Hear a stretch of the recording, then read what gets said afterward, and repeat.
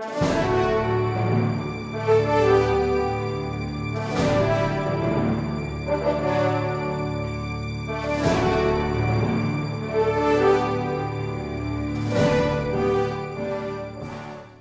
not questioning your credibility, sir. No? Ang sinasabi ko lang po, we have to act like judges here, and an ordinary judge will ask the same questions po. Meron po akong binigay kay Justice Cuevas na sulat nung anak ko talking about the house that she wants to build on her McKinley Hill lot. And there was a portion there. There is a portion there which refers to the funds belonging to her, which is with me. And anyway, sir, they will be submitting a formal okay. And I don't want naman po credibility here because I think that's the right thing to do. So, go ahead.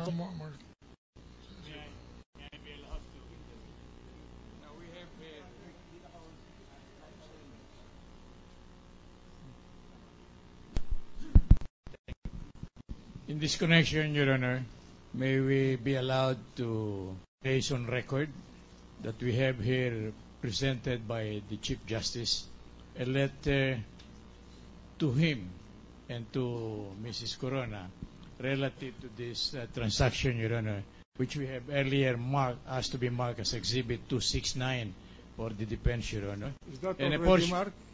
We have it earlier marked, Your Honor, to save time. But we are placing on record now that it was earlier marked as Exhibit 269, Your Honor, which we are adopting now formally in connection with this impeachment proceedings, Your Honor. Do you want it to be marked accordingly, or it's already marked? It's marked, which state my funds there should be more than enough in buying some other pieces of furniture here and shipping them to Manila. We requested that it be underlined, Your Honor, and marked for identification purposes. At the same time, we have requested for its earlier marking, and we are adopting the same marking as formally in these proceedings, Your Honor. Now, furthermore, yes, Your Honor. Furthermore, Your Honor, maybe what is the exhibit number that portion that we have taken the liberty of having it pre-marked. We request that another portion underlined at the back reasons why we would like to have that house and also because it's been really difficult raising a family without help and yayas, which we have taken the liberty of, Your Honor, of earlier marking it as Exhibit 269-B, Your Honor. All right. Which we adopt as our own exhibits now, Your Honor, in this. Now, at this stage, Your Honor, please, for the prosecution, may we object on the grounds of hearsay? We are not yet opening it. We are only in the process of marking, Mr. Counsel. No, the rules of court, when the grounds for objection arise, the objection must be raised immediately. Well, opening it, so the objection may be out. Let us avoid this discussion. Thank you. We want to go further with other exhibits, but we had always been guided by the choosing clear. That's why we signified our clear intention, clear possible. But if the court will be liberal enough to grant us further time, then we will likewise introduce or present other evidence. More, for instance, the accountant mentioned by the lawyer. But we are afraid. You have already closed the direct examination. Yes, Your Honor. But you have already the prosecution has already withdrawn. Waived the right of cross-examination. I think we have to conduct these proceedings in an orderly manner. That's correct, Your Honor. But we were just, I would say, we just challenged because of the area of the Honorable Senator. We cannot win or lose Chief Justice to testify for 3 hours without interruption, without any direct examination from the defense. Yeah, and there's no occasion, so it's up to this court now to evaluate all of this. Okay then, Your Honor. Thank you very much. All right. Mr. President, I don't have enough time, Mr. Chief Justice, to ask the individual questions. But this weekend, while I evaluate and pray, and the nation will be praying, ebidensyang nandun para supportan. Mr. Tifon rin po, go ahead. Interrupt. Kasi po, kami naman nayayad talaga.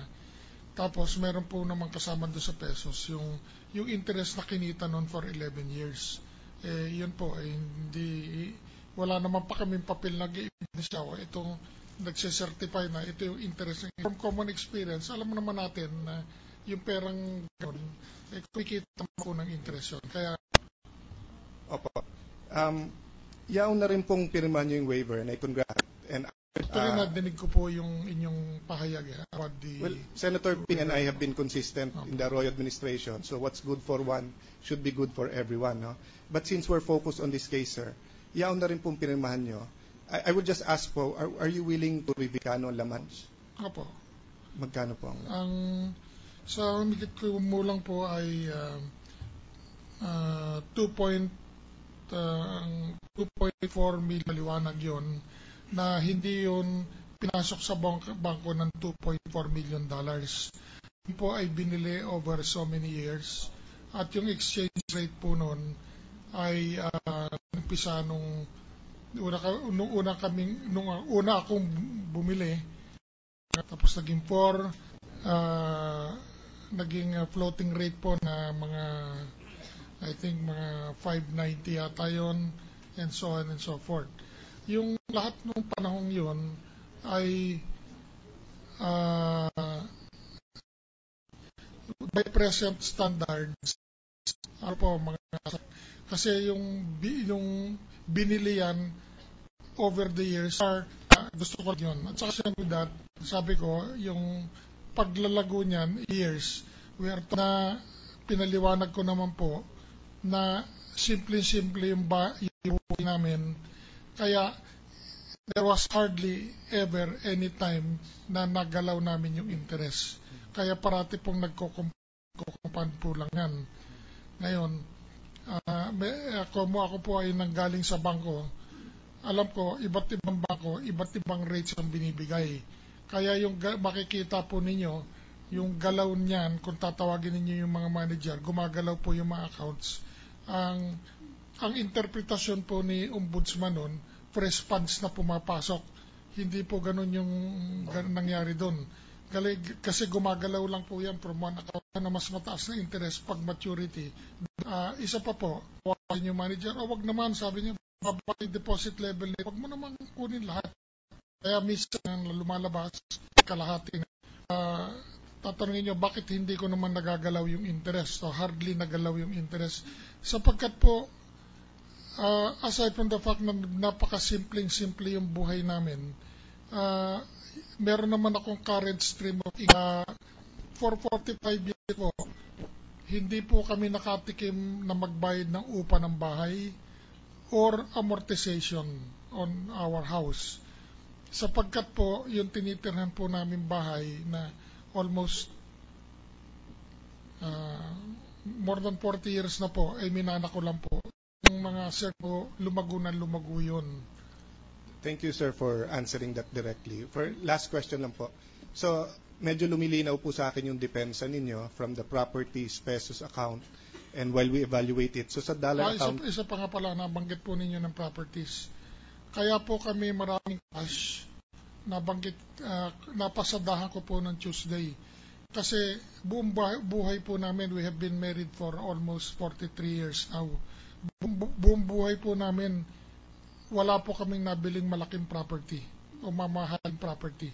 Lahat po ng pera namin talagang nakatali po sa cash. Wala po kami. Yung bahay namin tinitirhan ngayon, yung pa rin yung bahay namin when we started. Yung maunti-unti namin... Except po for the properties admitted. Yung mga condominium po, pero maunti-unti lang po yun. Kumbaga po yun 40. Ganun lang po. Tapos nagkaroon po kami ng 2 lote, pero na-discount ko bayaran yung Bellagio at saka dun sa Bonifacio. Asking you about this because asking about account, etc. You did not declare it because your interpretation is. I'll just finish this question. Please. You're did it the same way. pag dollar hindi kailangan i-declare nung sinalaysay nyo po ang Tuesday. Pag tinignan nyo po yung letter and spirit nung SAL-N law, yung tunay na liability at yung net worth, lahat ng politiko yung pera nila sa dollars, hindi ngayon nagbabago. So hindi na po sa inyo. That's the interpretation of the Honor of Justice.